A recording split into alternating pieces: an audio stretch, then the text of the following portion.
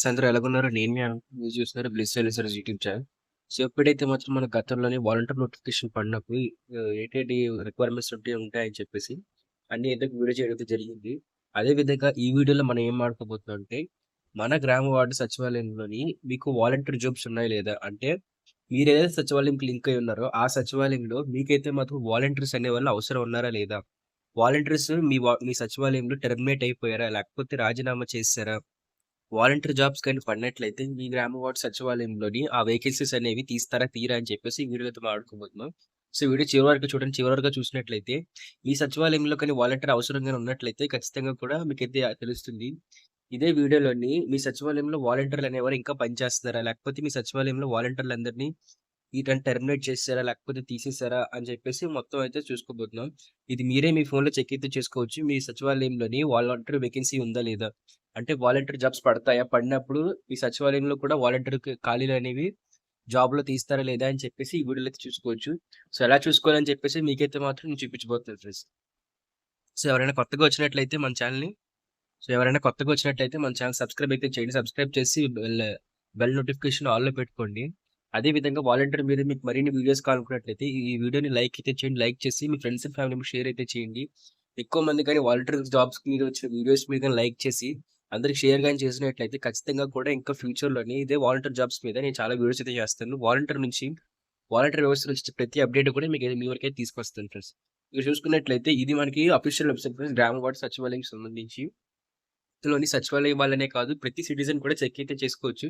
వాళ్ళ వాలంటీర్స్ అంటే వాళ్ళ వా సచివాలయంలోని వాలంటీర్ జాబ్‌లయితే ఇంకా ఉన్నాయా లేదా? లేకపోతే ఇంకా సచివాలయం నుంచి ఆ వేకెన్సీస్ అనేవి ఉన్నాయా లేదా? అని చెప్పేసి మనం అయితే చూసుకోవచ్చు. ఇక్కడ చూసుకున్నట్లయితే ఫస్ట్ ఆఫ్ ఆల్‌గా మీరు ఈ వెబ్‌సైట్‌ని డిస్క్రిప్షన్‌లో లింక్ పెడతాను. లింక్ క్లిక్ చేస్తే వెబ్‌సైట్ డైరెక్ట్‌గా రీడైరెక్ట్ అయిపోతుంది.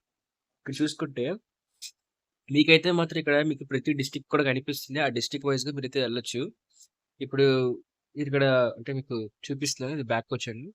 ఇక్కడ మీకు డిస్ట్రిక్ట్ వైస్‌గా చూపిస్తుంది. మీ జిల్లా వైస్‌గా మీరైతే చూసుకోవచ్చు. మీ జిల్లాలోని ఎన్ని సచివాలయాలున్నాయి, టోటల్ సెక్రటరీస్ కూడా చూపిస్తుంది.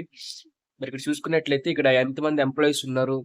అదే విధంగా మొత్తం అంతా మీకైతే చూపిస్తుంది. మొత్తం వాలంటీర్లు ఎంతమంది, ఏంటి అని చెప్పేసైతే మాత్రం మీరిక్కడ చూసుకుంటే ఇలా ప్రతి జిల్లాకైతే ఉంటుంది. మీకు ఆంధ్రప్రదేశ్‌లో ప్రతి జిల్లాలో కూడా మీకైతే ఇక్కడ క్లియర్‌గా చూపిస్తారు. పైన కూడా ఇక్కడ చూసుకోవచ్చు.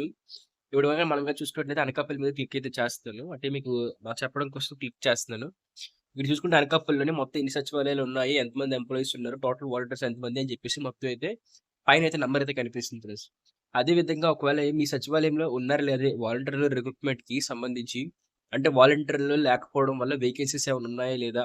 అదైతే ఎలా చెక్ చేసుకోవాలి అని చూసినట్లయితే ఇక్కడైతే నేను మీకు ఇక్కడ జీవీఎంసీ అనకాపల్లి అయితే క్లిక్ అయితే చేస్తున్నాను. దాన్ని క్లిక్ చేసిన వెంటనే అంటే మీకు మండలం ఏదైతే ఉంటుందో ఆ మండలం మీద క్లిక్ అయితే చేయండి. మాక్సిమం దీన్ని డెస్క్‌టాప్ మోడ్‌లో పెట్టుకోండి. ఎందుకంటే డెస్క్‌టాప్ మోడ్‌లో పెట్టుకుంటే మీరు చెక్ చేయడం అయితే అవుతుంది.